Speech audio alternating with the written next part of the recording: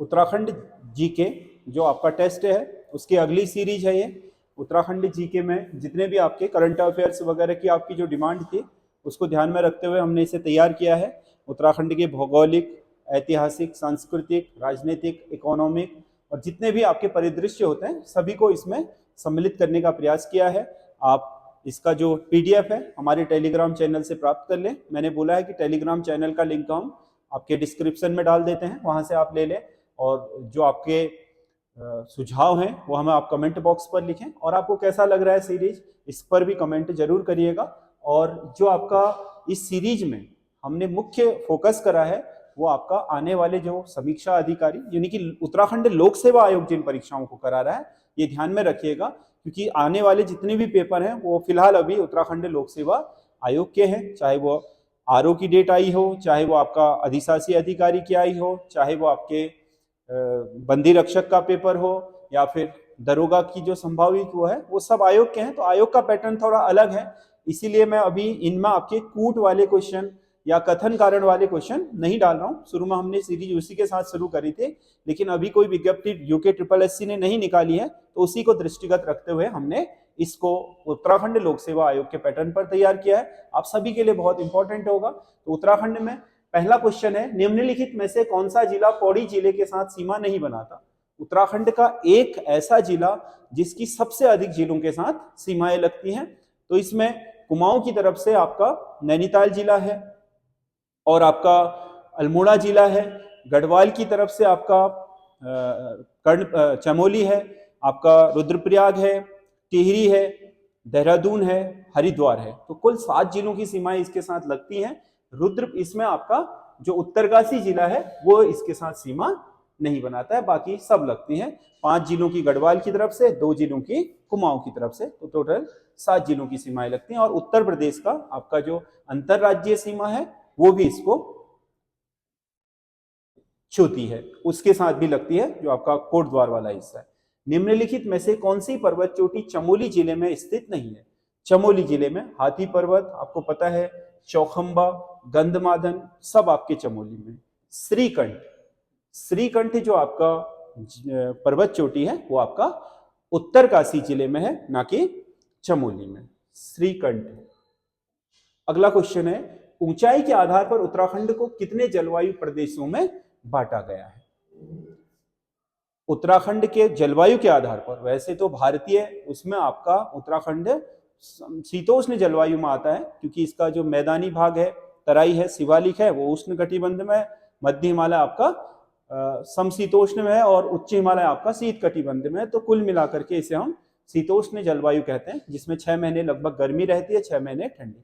परंतु यहाँ का भौगोलिक परिवेश में भी आपने देखा होगा कि ऊंचाई में स्थित घाटियां भी गर्म होती है, जबकि आपका दून घाटियां हैं वो भी आपका सर्दियों में सर्द और गर्मियों में गर्म होती है। शिवालिक का अलग है, मध्य हिमालय का अलग है, बुग्यालू में अलग है, ऊपर टुंड्रा प्रदेशों का अलग है।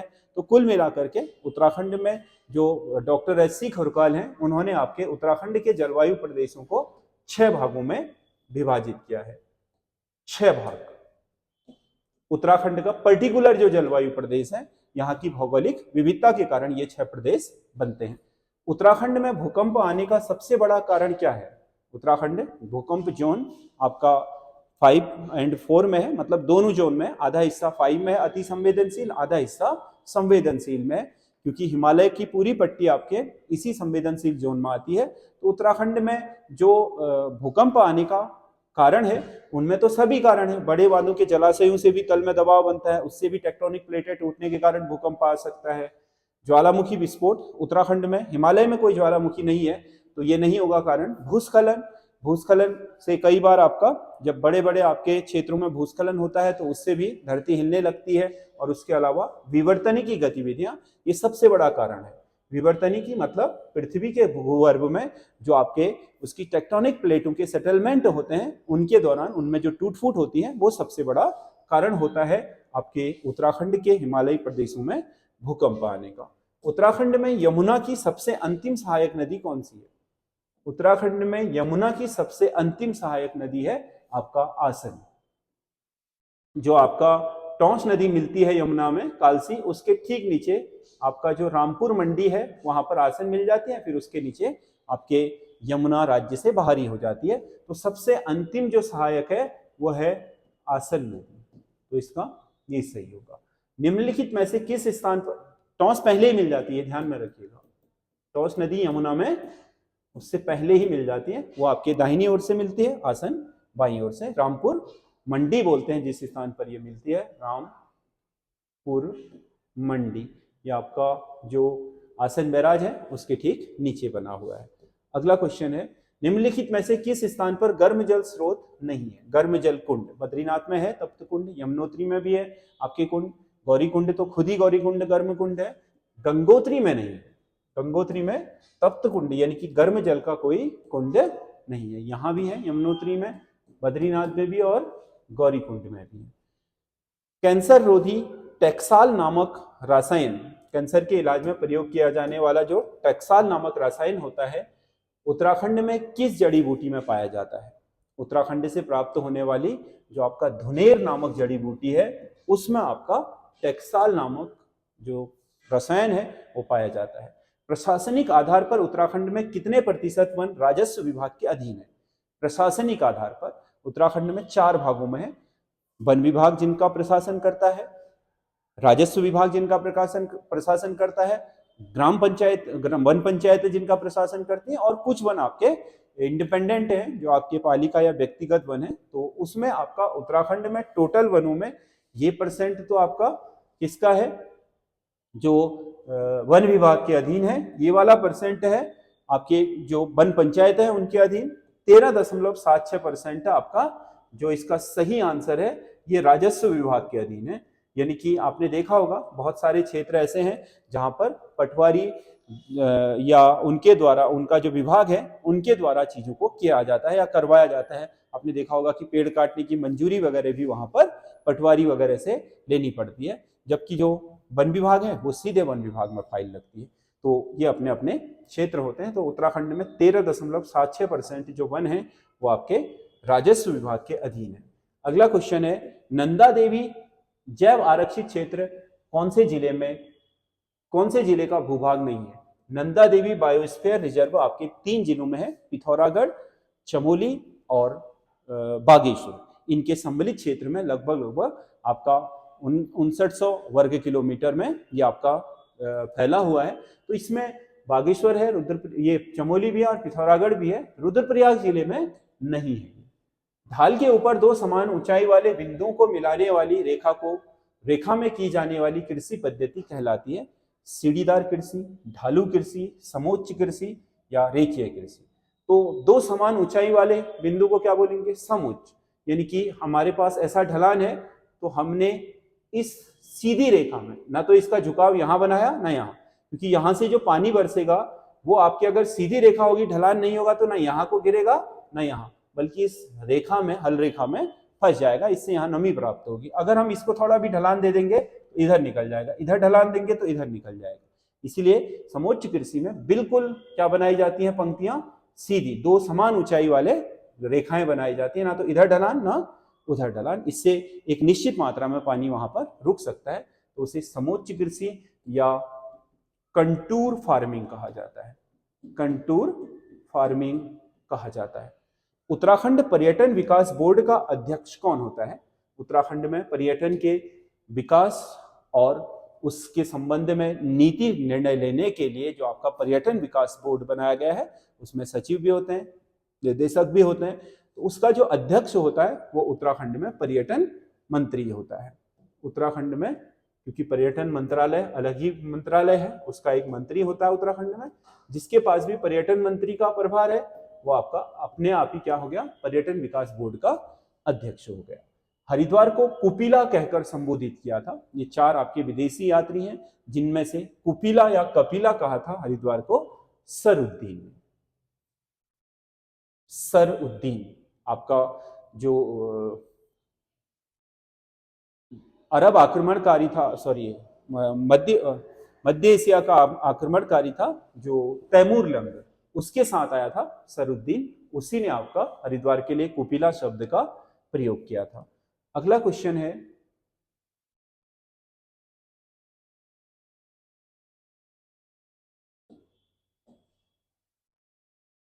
टिहरी में किसान कल्याण बैंक की स्थापना किसने की थी? किसान कल्याण बैंक की स्थापना टिहरी में कीर्ति शाह द्वारा। कौन सा एक सुमेलित नहीं है? कौन सा एक सुमेलित नहीं है? चार दियो है।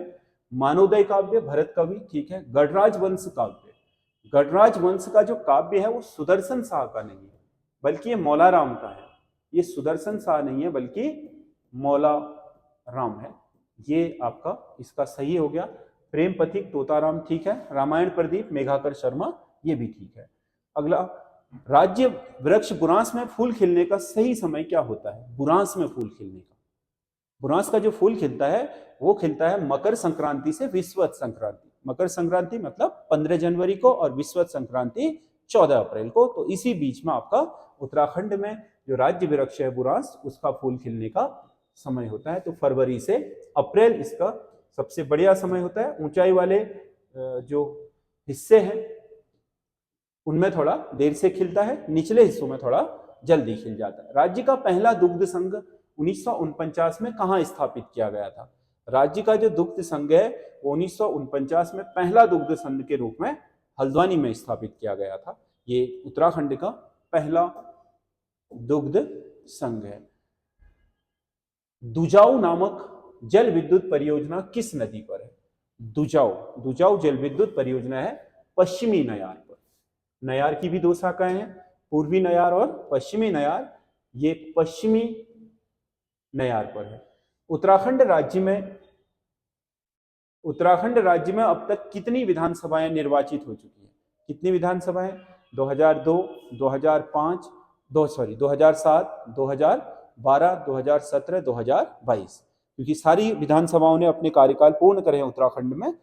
एक बार आपातकाल आया था लेकिन सुप्रीम कोर्ट के हस्तक्षेप के बाद उसे खत्म कर दिया गया। तो 5 की 5 विधानसभाओं ने पूरे काम करे हैं। 2022 में जो विधानसभा चुनी गई है ये आपका 5वां विधानसभा का चुनाव था। उत्तराखंड सरकार द्वारा आउटसोर्सिंग एजेंसी के रूप में किसे मान्यता दी गई? आउटसोर्सिंग एजेंसी मतलब उत्तराखंड में आउटसोर्सिंग का मतलब क्या होता है? किसी चीज के लिए चीजों को भाड़े में लेना। मान लो मैं कोई काम करता हूं, मैं अपने लिए लेबर या फिर जो भी आपका मानव श्रम है उसे डायरेक्ट नहीं ले रहा हूं बल्कि किसी एजेंसी के माध्यम से ले रहा हूं। जैसे उत्तराखंड में आउटसोर्सिंग, मान लो आपका संविदा पर कोई आपका जॉब निकलती है या जिसे हम कॉन्ट्रैक्ट बेस कहते हैं उस पर कोई जॉब निकलती है तो आउटसोर्सिंग एजेंसी के रूप में आपका सरकार इसके माध्यम से करेगी। यानी कि इसमें उत्तरदायी सरकार नहीं होगी, ये कंपनी जॉब दिलाएगी सरकार के किसी भी विभाग में, और उसका समय और उसका सैलरी सरकार की तरफ से मिलेगी लेकिन थ्रू उसके मिलेगी, क्योंकि बीच में सरकार इसे रखेगी एक ठेकेदार के रूप में, क्योंकि बाद में ये लोग अगर किसी भी तरीके से सरकार के ऊपर आरोप ना लगा पाए। तो आउटसोर्सिंग एजेंसी आपका जो बनाई गई है उत्तराखंड में वो बनाई गई है आपका कौशल विकास एवं सेवायोजन विभाग, क्योंकि वैसे भी रोजगार के जो आंकड़े हैं वो सेवायोजन विभाग ही रखता है। तो इसके माध्यम से नौकरियों के लिए आपका आउटसोर्सिंग करना ज्यादा आसान रहेगा।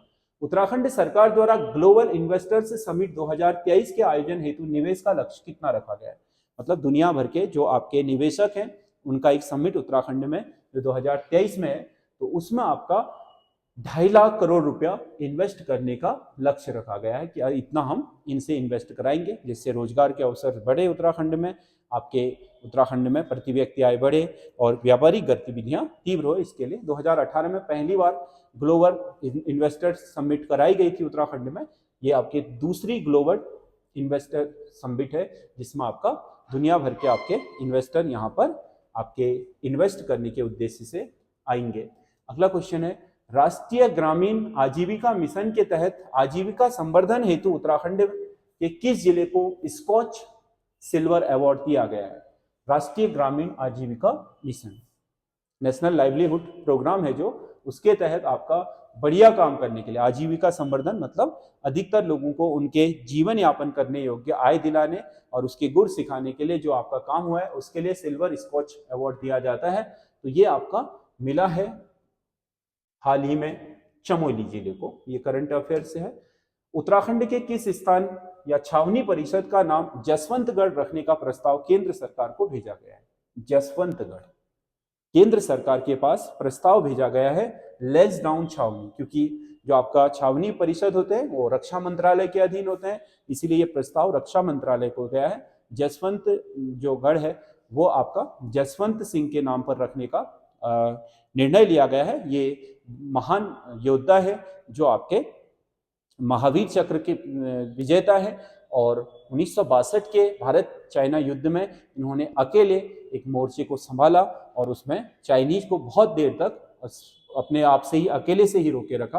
तो इनकी वीरता के कारण आपके इनका एक इतिहास में नाम है भारत के, जो वीरों का इतिहास है भारत में, तो उन्हीं के कारण इन्हीं के नाम से इस छावनी को आपका लेसडाउन छावनी को जसवंतगढ़ रखने का प्रस्ताव रक्षा मंत्रालय के पास गया हुआ है। अगर वो इस प्रस्ताव को एक्सेप्ट कर लेता है तो लेसडाउन छावनी का नाम, यानी कि इस स्थान का नाम जसवंतगढ़ हो जाएगा लेसडाउन की जगह।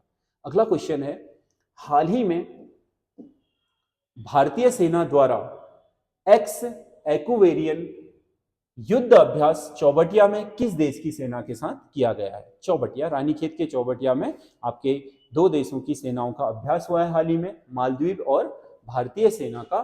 तो उसे आपका एक्स एक्वेरियन नाम दिया गया है।